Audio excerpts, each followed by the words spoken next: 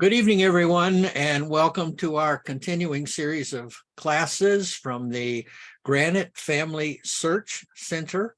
And it's a pleasure for us to be with you this evening for this class. This class is being recorded and will be up on the Granite Family Search Center website, usually by the end of the week. And I will put that link to the website in the chat. So you can see it whenever you want to go on, and that's available 24/7. And Catherine gets a royalty for every time you watch. So don't you wish? As long as you pray for me, that will be the royalty. Tonight, it's wonderful to have one of my favorite presenters, Catherine Grant, with us. And I'll let her do a short introduction after my really, really long one, other than she does probably, next to James Tanner, she probably does the most number of webinars for BYU, and she's an accomplished trainer and writer, and she's just about done everything you can think of with family history and whatnot. And it's her presentations are always a delight to have. So you're in for a real treat. And just to mention, at the conclusion of tonight's presentation, we will have a question and answer. Also, I'm monitoring the chat. So if you want to fire a question down right when you think of it, in case you think you might forget it, which happens all the time, put it in the chat and we'll come back to it. So without further ado, Catherine. Great, Bob, thank you so much. And you're one of my favorite people too. I always love coming to the virtual Sandy Granite Family Search Library. Now it's Family Search Library, right? Or Family Search Center. I know they just changed the name. Family Search Center, FSC, yeah. FSC, cool. Well, okay. Well, you guys, I'm so excited to be with you tonight. This is actually one of my favorite topics, and Bob asked me to do a tiny bit of an introduction, and I kind of have a crazy background, to be honest with you, as far as what got me into family history. I've been a web developer and a technical writer for years, even before I got to do family history. And then when I got into family history, a big emphasis of mine was using Family Tree on Family Search. And I learned so many things the hard way, and maybe you guys can relate to that. That there's, you think something is going to work one way and then it doesn't, and you realize that you mess things up, and et cetera, et cetera. So I felt in a way that kind of my two interests ended up converging, not diverging, converging. The one interest being technology and web user experience, that type of thing, and the other being family history. So I am thrilled to share this presentation with you tonight because, as Paula pointed out before the meeting, there's definitely a great need for cleaning up problems in Family Tree. They seem to be popping up a lot, and it took me a while to kind of come up with a process that really worked for me. And that's not to say it's perfect, but I'll share it with you and you can use it or adapt it. Hopefully it will be helpful to you. So here's a quick look at what we've got on our docket tonight. First of all, we'll talk about recognizing and diagnosing those sticky problems. Then we'll go over a high-level fixing process. It's just got 3 steps, but it's a good framework for fixing these problems. Then we're going to do a case study. I don't know about you guys, but for me, it's not enough to hear principles. I need to see them in action. So that's what we'll do tonight. And then we'll wrap up with some success tips for going forward. So recognizing and diagnosing sticky problems. Up front, I wanted to be clear about what I mean by sticky problems. So I am not talking about, just so we're all on the same page, when I mention sticky problems, I'm not talking about things like this, a date being off by a year or two. Really, in the overall scheme of things, that's not a huge deal. A minor spelling variation is not a big deal, or even a non-standard date or place name, as long as you can make sense of it. That's not the kind of sticky problem we're talking about. And this little illustration here kind of symbolizes for me these things are maybe little drops on the family tree. And yes, it's good to clean them up and it's better to have an accurate tree, but they're out of the scope of this webinar. What we are talking about is way more serious things as represented by the flood as compared to the little drop of water. So we are talking about impossible or conflicting dates and places. For example, if you have a man in family tree, a record for a male in family tree, and he dies, and then he's having kids, or there's kids connected to him, 4 or 5 years after he dies, that's an impossible situation. Or a mother who's having children. I had one on my tree where somebody had connected some kids into my Andel, to my Andel, who was born in the 1800s. Trouble was the kids were all christened in the 1500s. Not possible, right? So we're talking about those types of issues. Also, incorrect relationships where we have wrong spouses joined together, wrong siblings in the same family, that type of thing. And actually, both of those, in my experience, are generally due to bad merges. And the trouble with bad merges is they tend to snowball. Once one gets made, it leads to more, and they go across the whole family at one level of the generation, and then they start trickling down through other generations. So those are the kinds of problems that we're talking about. So how do you recognize those problems? Because they're not always obvious. Well, the thing that has helped me the most is to look for certain red flags. Now, some of these red flags, Family Search does, they put a little warning over on the right-hand side of the person page, indicating some problems, but not all. So here are some things to watch for as far as the red flags.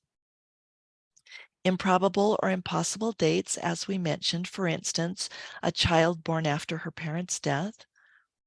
Improbable or impossible places, for instance, in a country where, for instance, England in the 1800s, children were virtually always christened very close to where they lived. And so if you have a child being christened in one county, or excuse me, born in one county, but then 2 days later christened in a different county in the 1800s, it's kind of unlikely and definitely at least something that should be checked into.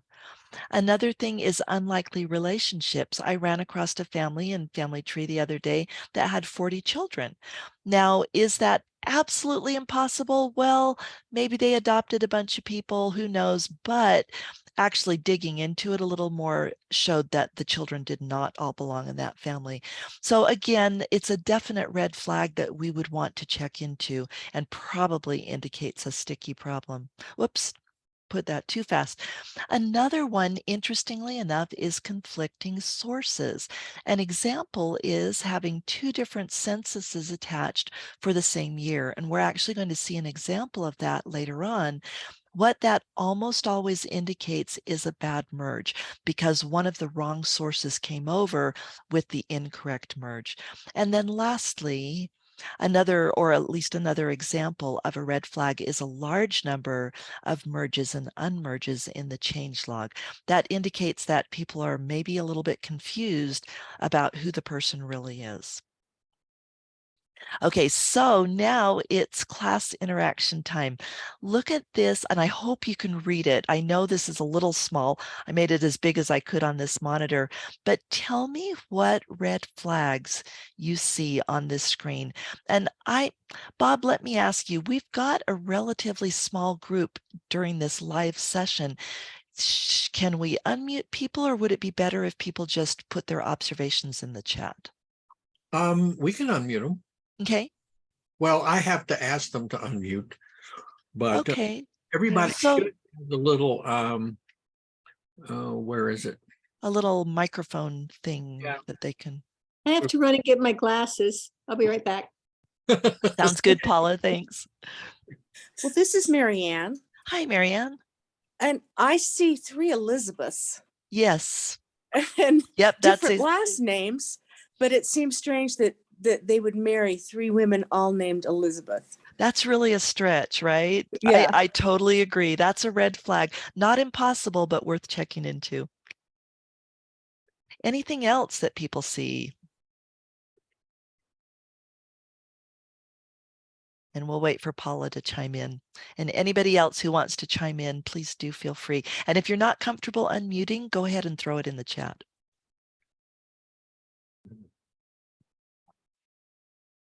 And I'm kind of, if you see me looking to the side, I'm looking over here at the chat on my other monitor. Yeah, I'm watching it.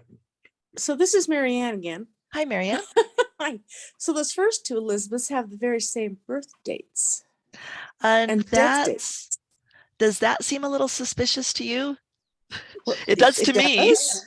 Definitely. It does. It's like, what are the chances that he married two women named Elizabeth and they were born the same year and they died the same?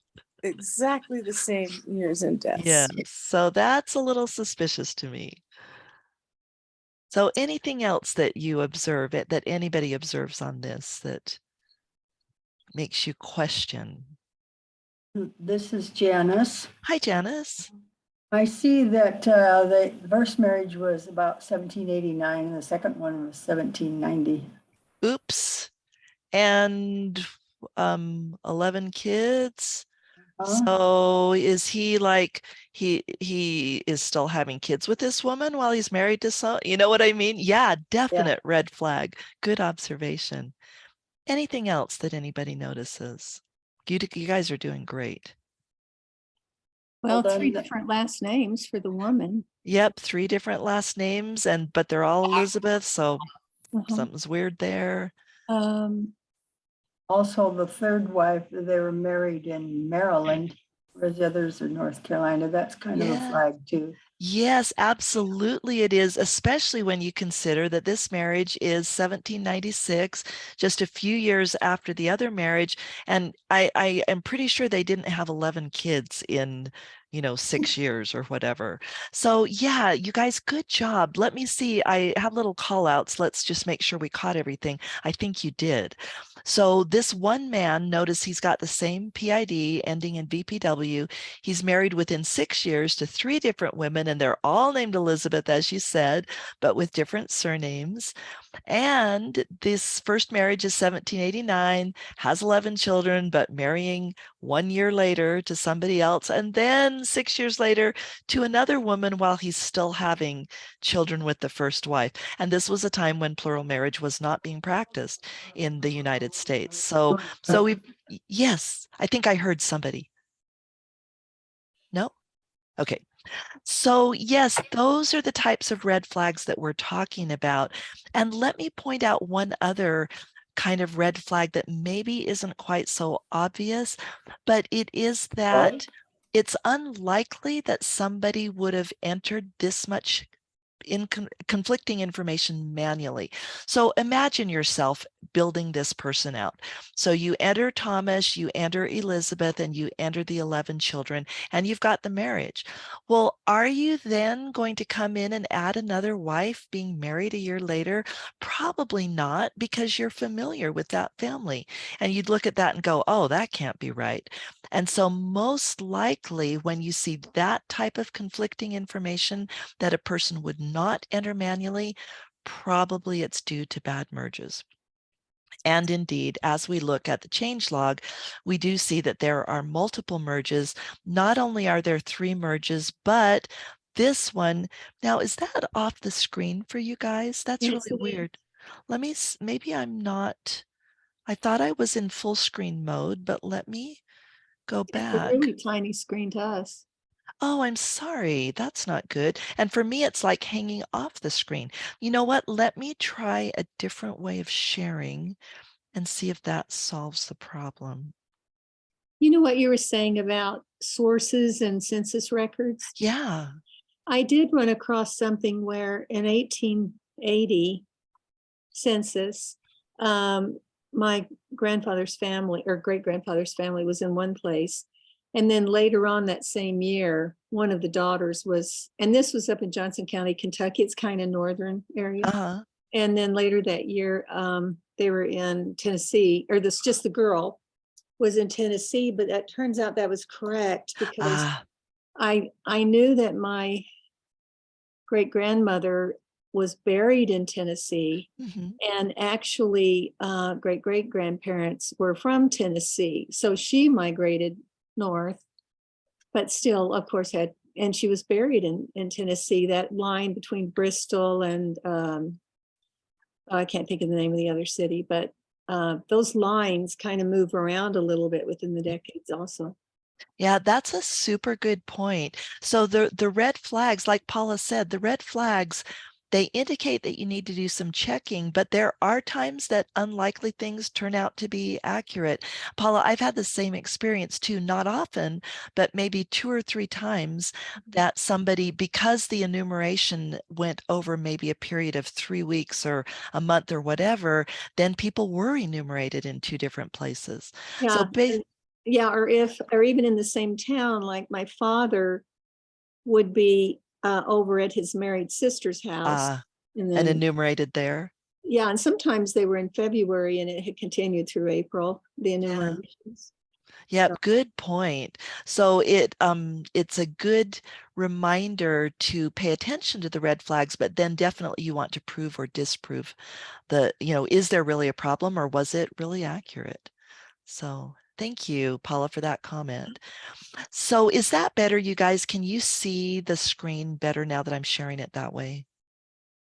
I can see all of it now. Okay, good. So I'm glad that you guys told me that it wasn't working well. So hopefully this is better. So we've got 3 merges here, and then we've actually got another merge inside this merge. So we've got 4 merges going on here, and there are some red flags that are visible even in the change log that is showing the merge screen. Mhm. So for instance, missing or questionable reason statements. So this one, the person merged did not put any reason statement. This one, the merge, they put everything matches and it doesn't. So the last names are different, and granted they're spelled, they would sound the same. Well, I should say the certain pronunciation. I've heard McLean. So this one could be pronounced the same one as this one. And people were not that careful about spelling back in the 1700s like we are today. We're so fastidious today, but they weren't as much back then. But it's still worth checking into, and the birth dates don't match. They're off, okay, it's just a year, but still taken together, that makes me think, maybe we need to do a little bit more checking on this. So that's just an example of looking for red flags. And the thing is, once you see the red flags, then you need to actually diagnose the problem, because the problem is not always evident just from the red flag. If you try to fix the wrong problem, chances are that the real one will get worse. So here's an actual example. I was helping one of my friends with family history, and here's our dear Samuel Hibbert. And if any of you have been in my other classes, he's kind of our poster child for a bad merge. He's got like 13 merges on him, and they represent 5 different families. I'm still in the process of untangling them. It has literally taken me months. But when we first started out, I went to this page and noticed that Samuel died in 1855. But we've got some children over here born after Samuel's death. Well, a well-meaning user came in, and I don't fault this user because I could totally understand why they did this. She looked at this page and said, oh, if he's having kids after the death date must be wrong. And so she just removed the death date. Oh, Well, that made the errors disappear, but was it the right thing to do? And I'm not sure who that was, but I hear someone, Paul, I think it was you, yeah. just saying, oh my goodness. So you right away picked up on that it might not have solved the problem. It could have, but in this case, it actually didn't, because as we go through the change log and those 13 merges, those kids that were added after his death were added by a bad merge, and they aren't his kids. So the solution was not to remove the death date, but to repair the bad merges. So do you see how that principle works? That if we diagnose the problem incorrectly, we're probably going to make the actual problem worse. Mhm. So here is the high-level fixing process that I found seems to work best for me. And be grateful that you're watching this webinar instead of an earlier one. Because I used to have a longer process and it was more tedious. And after a while, I figured, it wasn't necessary. It could be simplified quite a bit and still be accurate. So after diagnosing the problem correctly, there are basically 3 steps to this fixing process. The first one is fix any incorrect merges, because it's really impossible to make other corrections while people are incorrectly combined. So if you've got, 5 different Samuel Hibberts together, well, how do you tell which wife to attach and detach? And how do you tell which sources belong? You can't, because they're still all mangled together. So the first thing is to go through the changelog, determine whether every merge is correct or not, and then any that are not correct, you fix them, you undo them. Then the next thing is, once the incorrect merges are repaired, you fix any incorrect relationships. And then finally, you review everybody that you fixed in steps 1 and step 2 and make sure that their information and sources are correct. Because the interesting thing is, you guys might already be aware of this, but in case not, when you merge 2 people in family tree, when you have not made any changes since the merge, there will be an unmerge button at the top of the changelog, and you just click it and the merge is just undone. Both people go back the way they were. It's as if the merge never happened. But if any changes have been made since the merge, then there will be no unmerge button. Instead, you have to restore, and we're going to demonstrate that process. But the problem is, family search doesn't know what to do with the information that has been added since the merge. Which person does it go to? And especially in Samuel's case, if there's 13 merges and there's information after all those merges are made, which of the 13 men does that information apply to? There is absolutely no way to tell. And so in that case, you've got to go restore the person. And when you do, the person that was restored, Family Search knows what they looked like when they were merged. So they are able to put that person exactly back the way they were. But the survivor, the one that is still there that you pulled the bad merge out of, they do not make any corrections to that record. And so we have to go through and clean that record up manually. I hope that makes sense, but if it doesn't, please put a question in the chat or we can clarify it. Actually, we could even clarify it right now if you want to, if that did not make sense. You mean the one that disappeared? Like they're not going to do anything with the guy who got disappeared in the first merge? Only the one Actually, disappeared. that's a good question. It's if I understand what you're saying correctly, it's the opposite. So if you have person A and person B got hidden inside person A, when you unmerge, you unhide person B, and they go back exactly the way they were at the merge, because before the merge, because Family Search knows the status. But the visible person, they don't know how to sort that person out. So that one, the person that was never hidden, has to be cleaned up manually. Did that help? Yeah, I need to change my notes, but survivor. Okay, sorry about that. I probably didn't Well, you explain said it. survivor, clearly. so that means after you unmerge, the Yeah, survivor is the one that you actually pulled everything into. Yeah, the Family Search, good question. Family Search terminology is the survivor is the visible one. So that's the best way to look at it, I think. And then anybody that's merged in, they were actually hidden inside the survivor. So they take away all the sources, because usually the one I pick to remain is the one that has the most correct information, and the other one, it hardly had anything. I pulled them in. Yeah, and they will restore that one to its exact state before, but the visible person, the surviving person, they will just leave it the way it is. They won't make any changes to it after you restore the hidden person. Okay, so if you added something from the other guy, that'll be gone.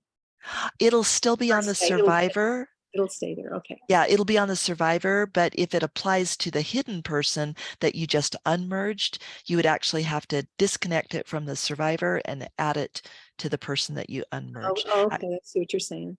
that. Thank you. Thanks for asking those questions to clarify, because this is not simple stuff, you guys. Or I should say it is very complex. So I guess that's the same as not simple. It's definitely very complex to do this, figure it all out. Okay, you guys, so that's the process.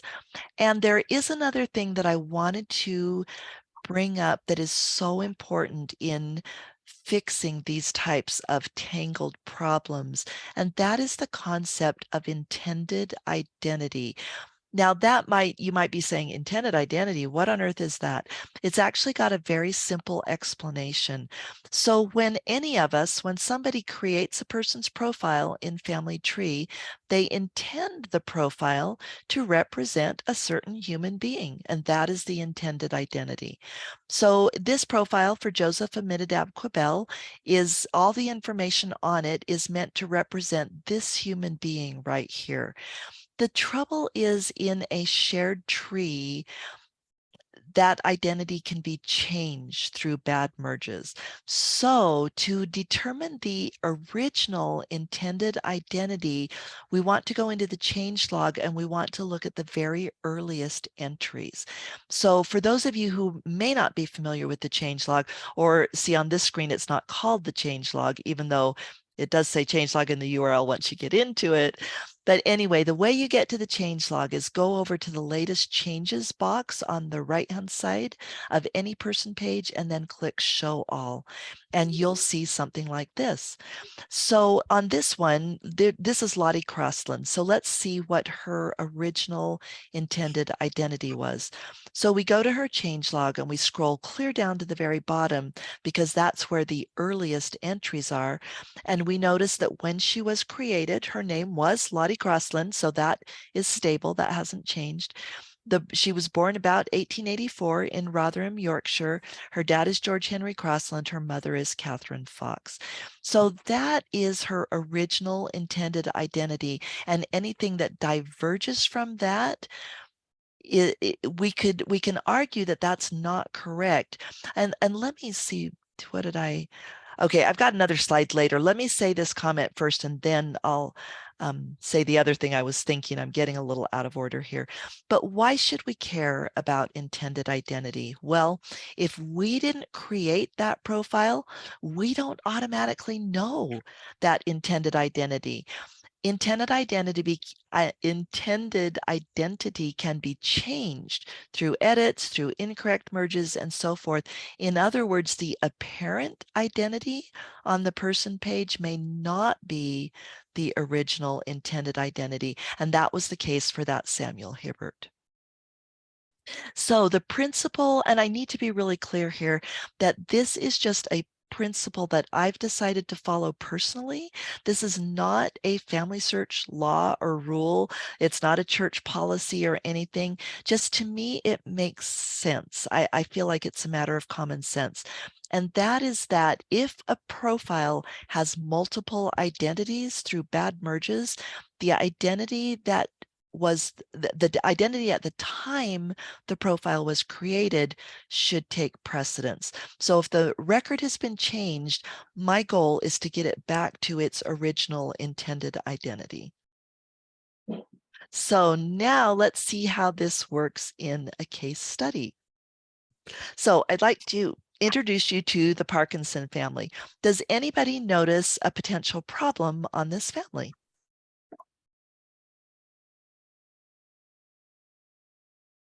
And you can feel free to throw it in the chat or unmute yourself and speak up. The wife's like 12 years older, but sometimes that was the case. Yeah, and in this case, actually, it is, but I still am so glad you said that because I would consider that a red flag, something to check on just in case. But I actually did check on that because I wondered the same thing. And it turns out the marriage record, the census record, they all show that she was older and they were both widowed when they were married. So that's probably why they, first marriages, usually the woman is younger, but in this case, they got married older. So yeah, thanks for bringing that up. Anything else that you guys notice, particularly about the kids? There's a pair of twins, but there's two Thomases. Yep, two Thomases. And there's multiple Williams.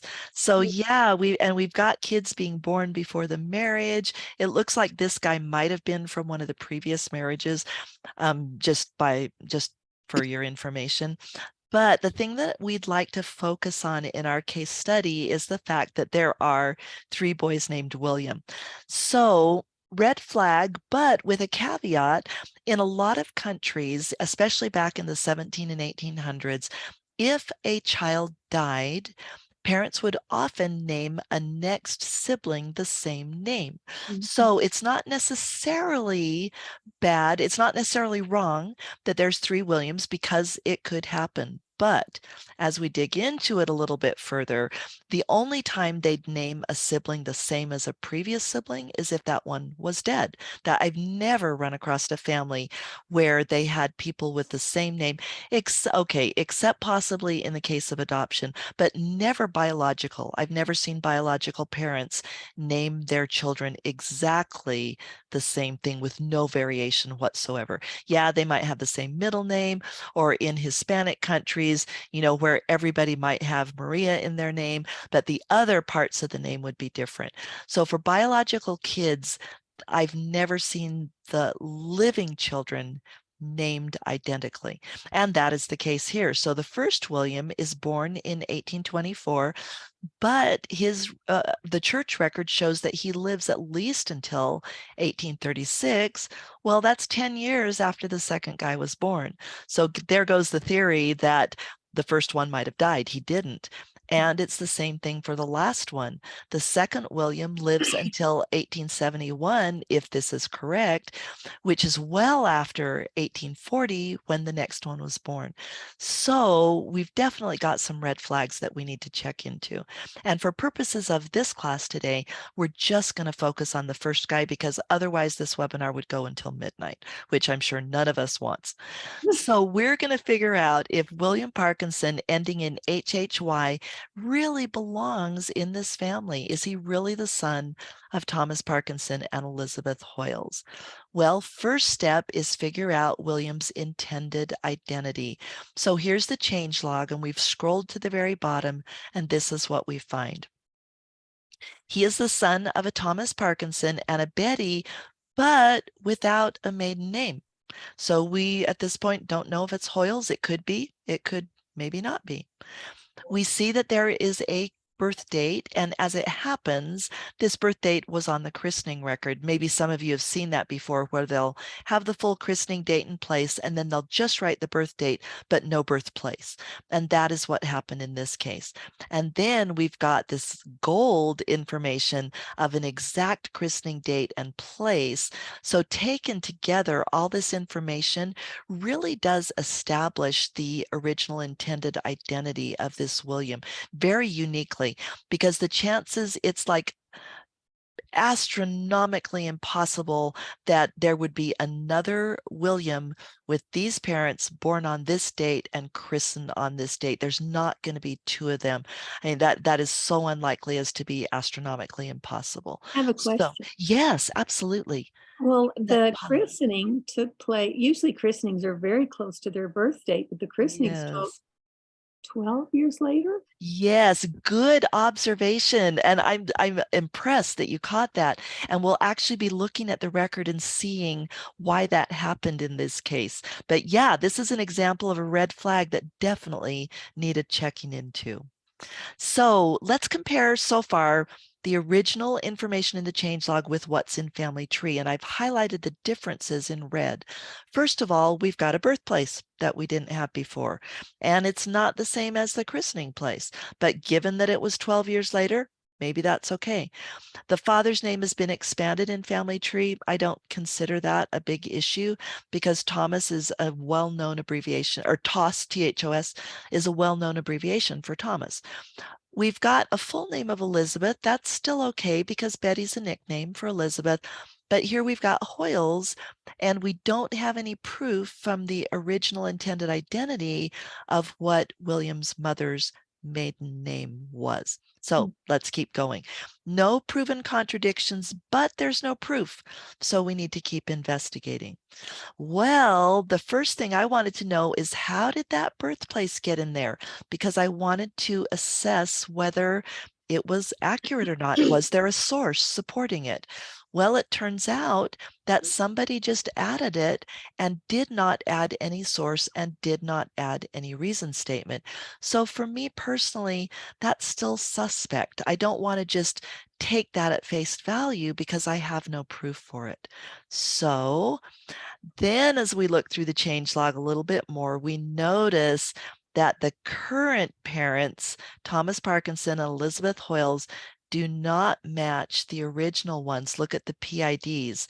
They're totally different. So there have been merges on the parents. Now, you might be saying, how do you know there's a merge on the parents? Because I don't see anything that says merge. And we're in Williams' changelog right now. And all it says is relationship type added. Well, the reason we know it's a merge is because of this information right here. This is a merge reason statement. And so this indicates that the merge took place on the parents, because here we've got, in fact, let's look at it a little more closely. On this, we've got a father being added, but because there's a merge reason statement, the father was added through a merge. Does that make sense, you guys? If it doesn't, please ask for clarification. And I do want to put a plug in here. I am not a fan of the canned reason statements because they're just about always not accurate. That's the reason. I have no objection to pre-formatted statements if they're accurate, but notice this one, whenever I see people use this one, most things match, but there's some minor conflict. Virtually every time I've seen that used, the minor conflicts indicated that the two people were not really the same. So my personal recommendation, this again is not a family search rule or policy, but my personal recommendation is, if you feel like this reason statement fits for a merge, probably the merge should not be done. Probably some more research needs to be done.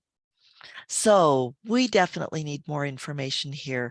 So we're going to use one of my favorite principles, which is to use what we know to discover what we don't know. So we know William number one's intended identity, and we want to find out, are Thomas and Elizabeth Hoyles really his parents? So Paula, to your point, that was my first thought, is let's go to the christening, and good grief, is it even right?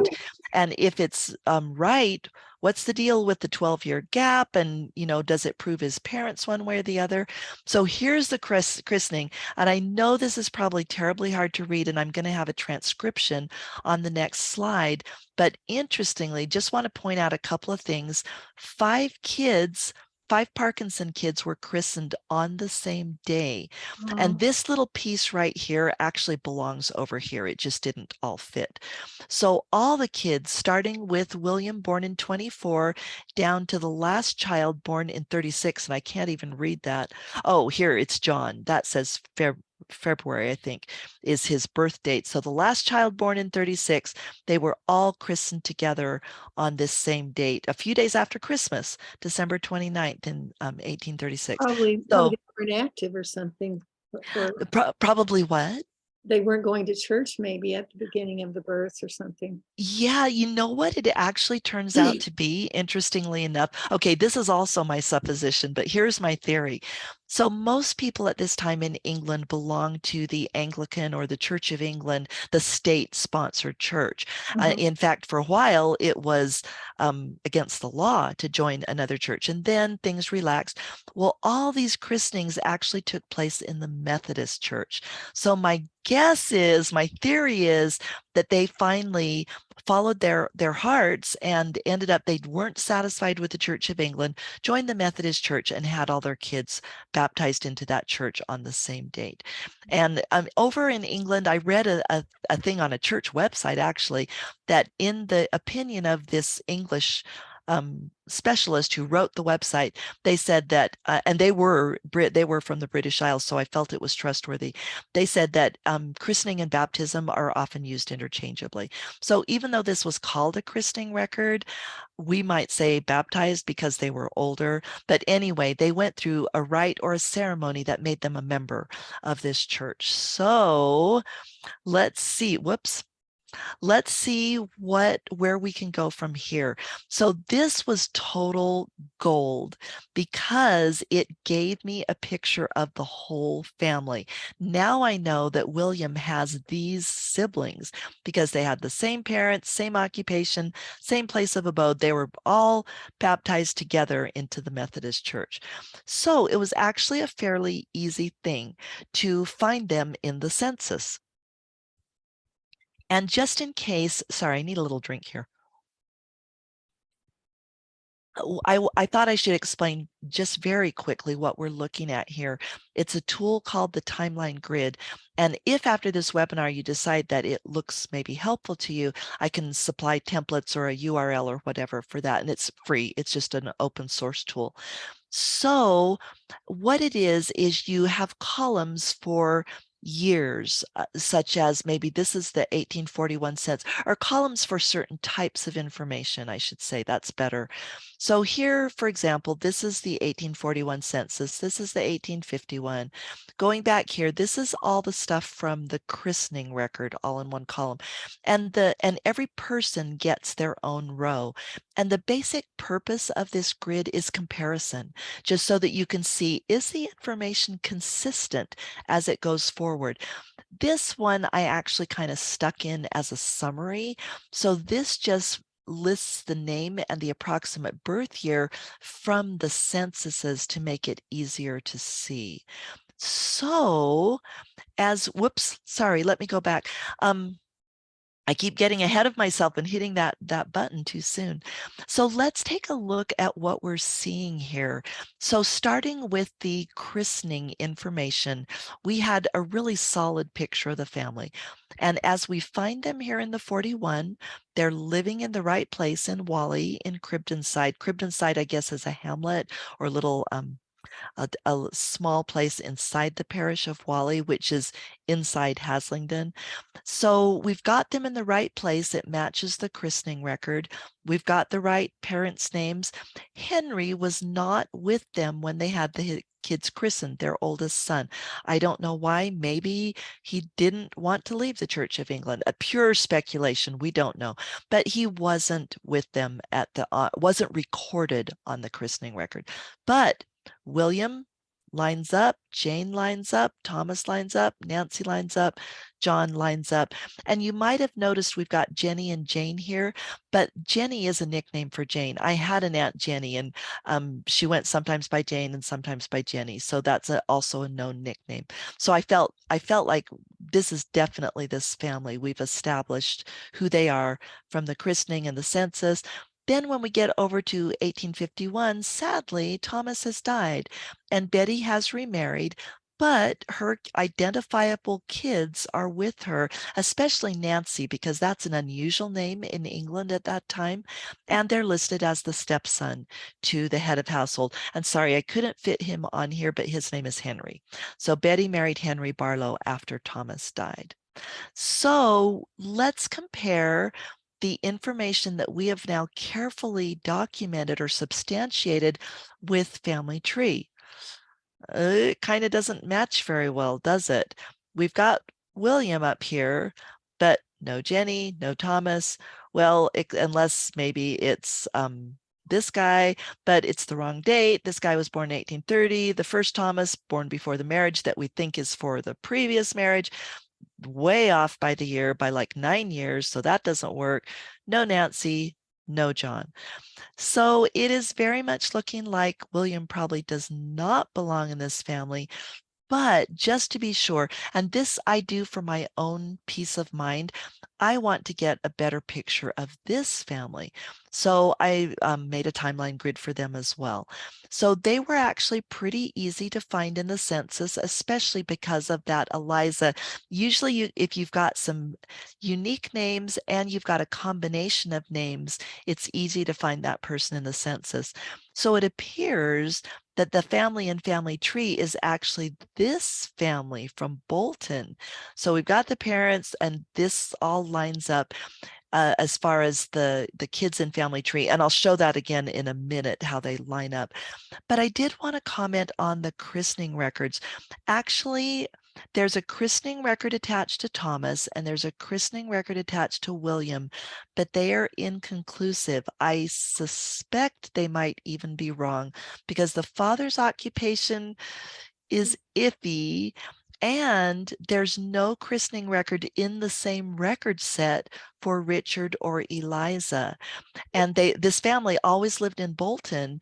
And so if these christening records were correct, I would expect for there to be christening records in the same record set for Richard and Eliza. So I just wanted to point that out as a red flag. And that's why I have not listed the christening dates, because even the ones that were there, I don't think they're right. But here we find them in the 1841 census, and then we find them again in the 51. Things still line up pretty well. So we've established the identity of this family. We've got birthplaces for the kids. It's not Wally. I actually had to look that up to see how it's pronounced. And they said you say it like Wall with an E on the end. So they're not from Wally. These kids are all from Bolton. So let's take a look then at what's in family tree compared to the two timeline grids. So Thomas matches up with the Bolton family, and that's okay because we think he's from a previous marriage. Richard matches up, William matches up, and Eliza matches up. But William, the guy that we're trying to prove, does not match up. And we've shown that he actually belongs in this other family. So the bottom line is the bad merges did cause this error. This Thomas and Betty should not have been merged, because that's what resulted in William being put into the wrong family. So let's walk in our last 9 minutes. Let's walk through the fixing problem process. And I did want to point out that the diagnosis and analysis is actually the hardest part, but it's the most crucial. Once you've established the truth, it's actually pretty easy to make the corrections. So let's walk through how we would do that. So I'm dealing with William and his two parents. So first we check William. No bad merges on him. Yes. So we just have to undo the bad merges on the parents. So we go back to William's changelog, or we're in William's changelog. And to get to the original parents, I just click on the parents. And when you click on the parent, sorry, I forgot I had that. So these numbered steps, when you click on the parent, then the summary card comes up, and you notice this person has been deleted, and it's because of the merge. So we click on his name, or you could also click person. They both take you to the same place, and we get to his deleted person page. So then we click restore. And just to be clear on this, Paula, because I think I didn't quite explain it as clear as I should have before, when you click restore person, this Thomas goes back to exactly the way he was right before the merge. So ordinances and all, if he had ordinances attached, sources, everything goes back the way it was. But the other guy that this Thomas was merged into, he is not changed when this restore person is done. So we click restore person, and then we write a clear reason statement. It doesn't have to be long. Notice this is like 3 sentences. And I just say, okay, Thomas ending in HCB was born here. The other guy was born this time in this place. I found the families separately in the census, so they cannot be the same person. And then we click restore, and Thomas comes back. And then you follow the same steps for Betty. In the interest of time, we're not going to walk through the unmerge or restore, because it's exactly the same. So after the merge repair, sometimes things temporarily get worse, as they did in this case. We've got relationship problems. William now has 3 sets of parents instead of just a wrong set of parents. So he's still got the wrong ones. He's now got the right ones because we restored these from the bad merge, but he's got right dad, wrong mom. And that was also a result of one of the bad merges. There were actually multiple bad merges. So we need to fix this. So this is where we go to the next step, fix incorrect relationships. And this is actually pretty easy. Again, the hard part was figuring out who belongs with who. So to fix William, to get him to the right family, first of all, if you're seeing a number here, but you're not seeing children, just click this button to drop down or expand the children. That doesn't happen often, but when it happens, sometimes it throws people for a loop. So if you know children should be there and you see this number and you don't see the kids, just pop the button and it pops the children down. So then you click the pencil icon next to the child whose parent-child relationship you need to change. Once you do that, you get into this screen, which I personally don't think is very intuitive for what I'm going to tell you. You can disconnect the father separately if you want. That's pretty intuitive. Remove or replace. You can disconnect the mom separately, remove or replace.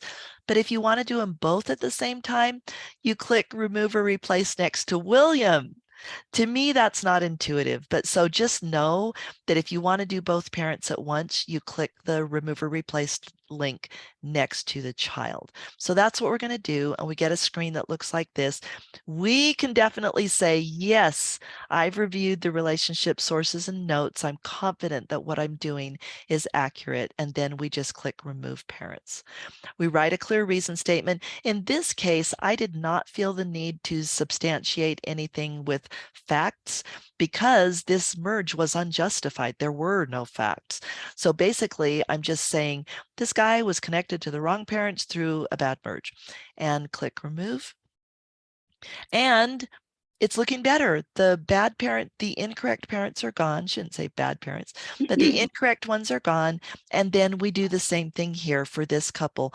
And you may be saying, but wait, the dad is right. But Family Tree considers this parent-child relationship different than this parent-child relationship. So if you disconnect both these parents, and you could just disconnect Elizabeth on that screen, you remember where you've got remove or replace. So you could just disconnect her, but you can disconnect both of them and it would work exactly the same way. So I'm not going to walk through that screen again because it's identical, but just know that when you go in and you remove the other wrong relationship, the wrong parents, now William's got one set of parents and they are the right ones. So we still need to do a little bit of cleanup though. Once we've made sure William looks good, because the parents were involved in the bad merges, we need to check the parents too. Well, William's dad, Thomas, is still got the wrong wife. So we click the pencil icon and we do the remove thing again to disconnect her. And again, interest of time, we're not going to walk through that because it's the exact same clicking that remove or replace. Now, fortunately, Betty had no wrong relationships. So now we're to the point where we want to clean up those records and make sure that all the facts and sources are correct. So William's vital information, we have proven that the birth is wrong. So we want to fix that. And the Methodist location is right, but it's not standardized. So we want to standardize the birth date, remove the wrong birthplace, standardize the christening location. One thing you might have noticed is that Family Search is pretty smart a lot of times, determining what a correct standard is. So it knew that this capital letter and a no E, that it really should have been this standard here.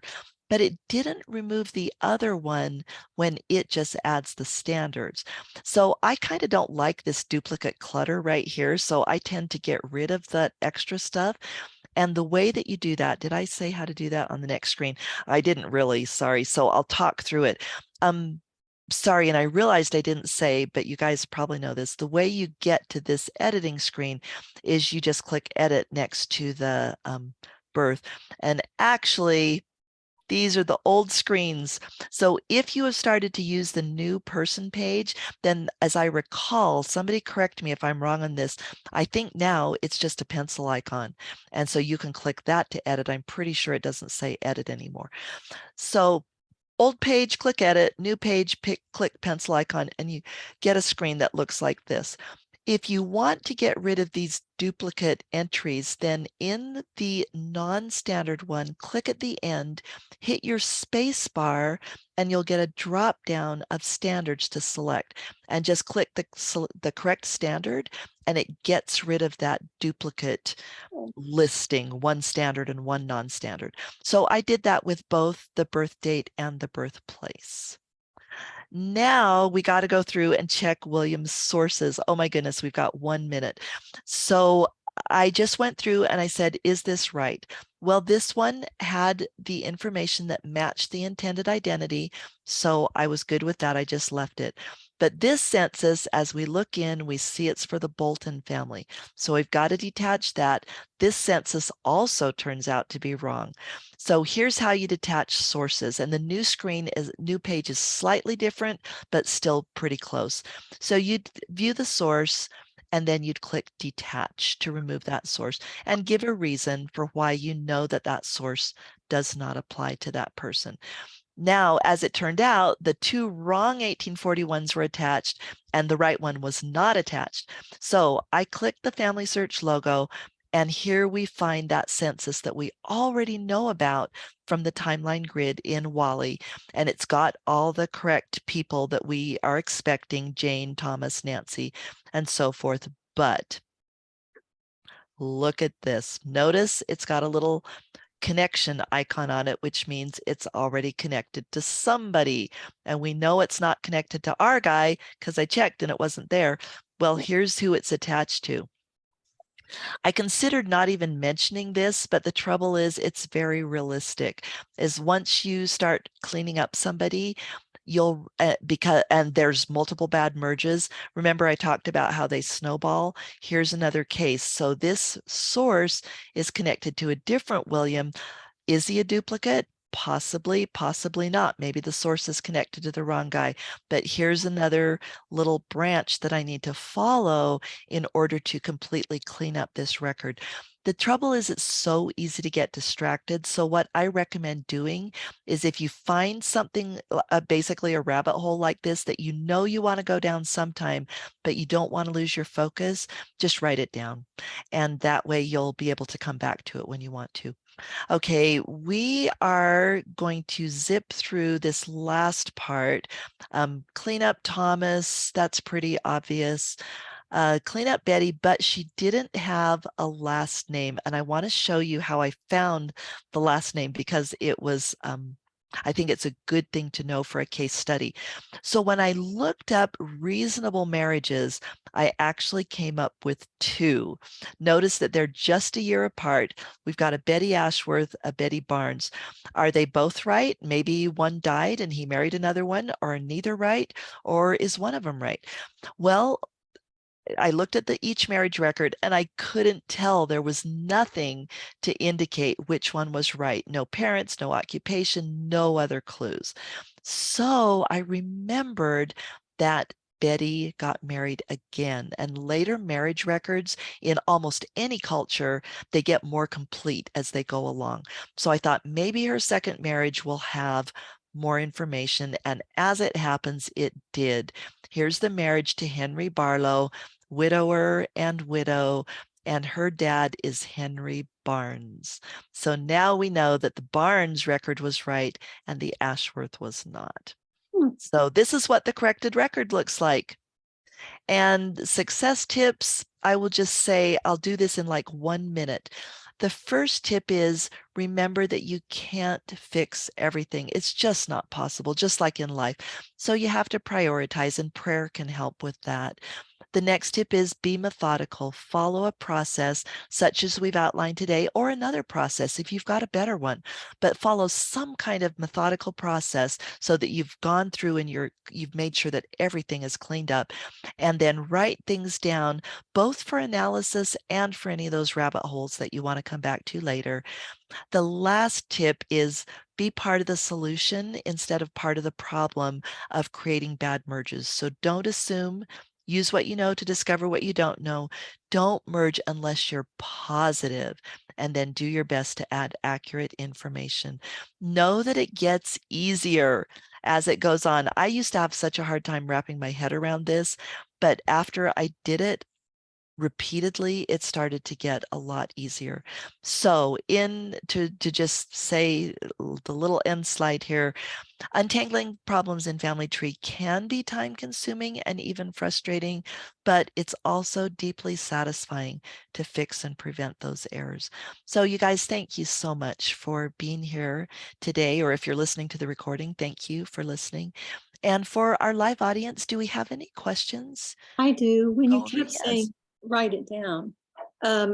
There's some places where you can write things, like on the details page, right under the line.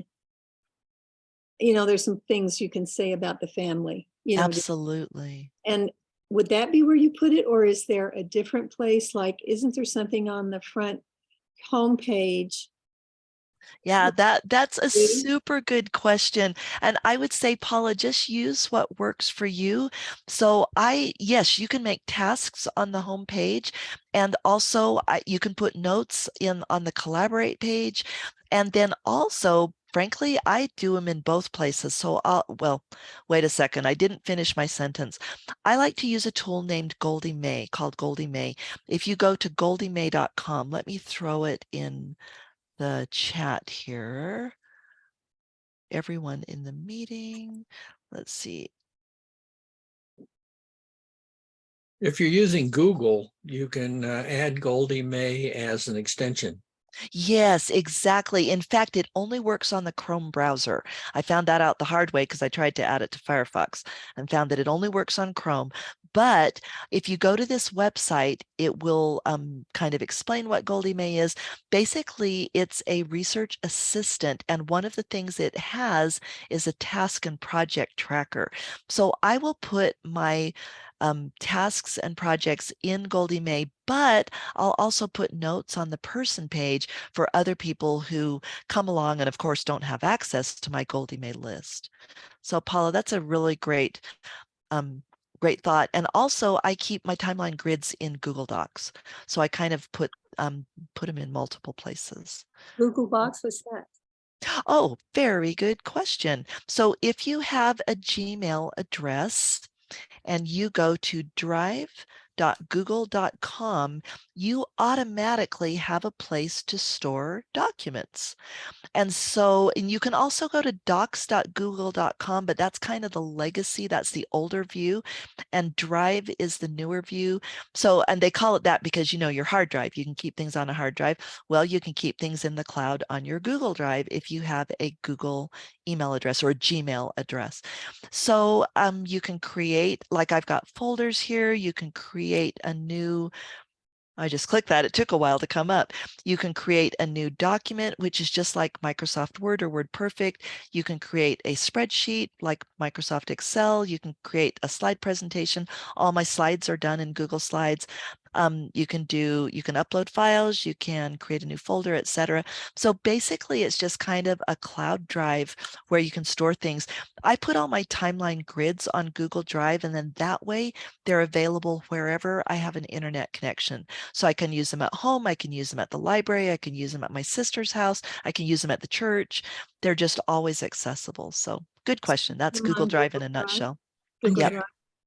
I just put the link to Goldie May. There's a whole section, Oh, thank you. family history guide, that talks about Goldie May. They're actually one of the family history guide's partners. But there's a whole section there on Project 4 under Family Search that tells all about Goldie May, how to get it, how to get the extension, and everything. And it's really, really a cool extension to help. Agreed. Thank you, Bob. I did not know that was there on the Family History Guide. So that is a perfect resource. Thank you. I come up with something every now and again. Oh my goodness. I would say lots more than now and then. And Janet, thank you for your kind comment in the chat. I have another question. Yes. You guys know about That's all these Paula. storage places. I'm creating a folder for each family, and then as the children do it, of pictures that I've been given or handed down or whatever. But you know, Awesome. you can't throw all of those in gallery and stuff like that. But it'd be nice to have a place, you know, to keep those. Absolutely. Would that Yeah, Google actually, it seems to me they might have changed. So you've got a limit on your Google Drive unless you pay money, and I didn't want to pay money. But there used to be a photo service of Google's called, like, what was it, Oh, Picasa? so But it seems that they renamed it. Does anybody know about that? But it's a photo storage service. So, okay, album. So album archive. that actually didn't really answer my question. What is Google's photo storage service called? Maybe that'll tell us. Oh, it's called Google Photos. What do you know? So if you go, I'm just kind of laughing at myself. So if you go to www.google.com/photos, that is where you can upload photos. And the thing is also, if you do a Google search for like cloud storage services, you would get some other options. So you can kind of shop around, Paula, and see, what works for you. Maybe some services that are pay services would have great features that are worth it to you to pay. Or maybe you're like, nope, I'm into the free stuff. That's me. I'm like, nope, I'm not going to pay unless I absolutely have to. Right. So, and interesting, the URL they match. So you can go to like gmail.google.com, drive.google.com, and apparently you can go to photos.google.com, which I did not know. So thanks for asking that question, Paula, because I learned something tonight. Catherine, one last thing. Yeah. You put Yeah. the URL for the timeline grid into the chat. Oh, yeah. absolutely. Yes. Be glad to do that. Let me, okay, so I put this on my website, and just to be entirely clear, this is not a pay website, and it never will be. Some people think that, like, I had one sister think that I was trying to upsell her, and I absolutely wasn't. This is all the stuff on this site is free. So here's the timeline grid page, and I will throw that into the chat. Timeline. So yeah, if you just go to goldenrodgenealogy.com, and if you did this, there we go. Normally, if it's at full screen, this menu is across the top. But if you just see that little three line menu, the hamburger menu, you can click that. But it's under resources. So it's just the last item there under resources. And this, yeah. After you do it, after you create one, where do you put it in conjunction with a certain family? Where do you stick it on their detail page, or where can you do Oh, good idea. You know what? I have been thinking for years that I really need to attach my timeline grids to the details page. And I think I've maybe done it once, which is really embarrassing because I really should. And they're such a great tool. But what I would do, let's go to a details page. And I'll tell you what you could do, what I will. Okay, I better not promise that I'll do it. But what I should be doing, what I would like to do as far as adding a source, is I would go to the sources tab, and then I would click add source, add a new source, and then I would put the URL of the timeline grid in the URL box. And you could just call it, timeline grid for so-and-so or whatever. There's not really any hard and fast rules about it. So, and you just make up your own source, like timeline for such and such a family, or yep, exactly. That's what I did, like the one time that I did it. So Then you just add the URL. I'm sorry. You just add the URL. Yes. So for example, let me go back here. Well, let me bring up a timeline grid. we're creating a source. Yeah, exactly. That's exactly what it is. So let's do Ward. So here's one of my timeline grids, and what I would do is just grab this URL. I wouldn't put the edit on it. It actually doesn't matter, but it says edit to me because I have permission to edit it.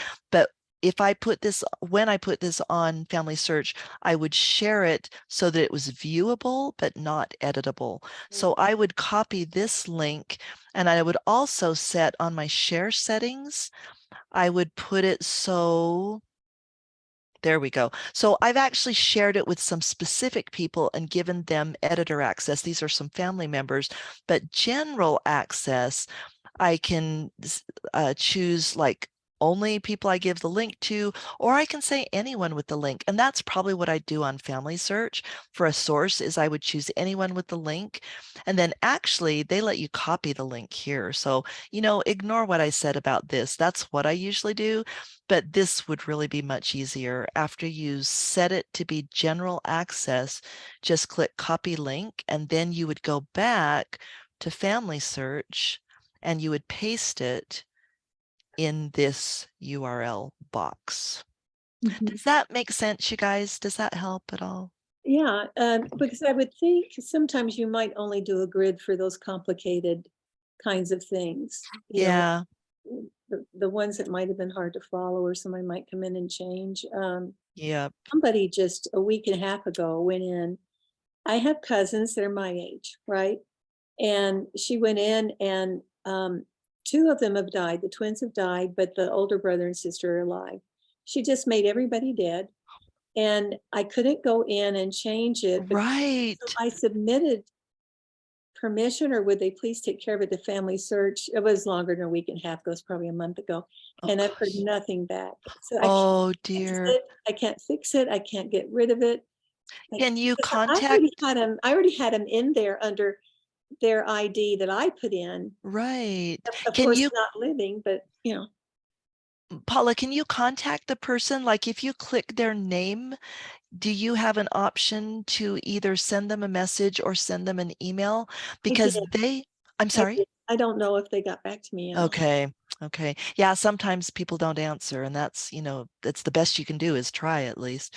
Mhm. But yeah, they can correct it because they made the mistake, but another user can't correct it without going through support. So yeah, the timeline grid, and sometimes I'd really like to put it up in self-defense. I agree with you that it's really ideal for tricky situations, but I've had really what I thought were straightforward people still get mangled in Family Tree, where people come along and they just go, oh, two Francis Bescabys, they must be the same person, and they don't look at the details and they just merge them and get it all messed up. So yeah, it would kind of be up to your discretion as to whether you thought it would be helpful to add as a source.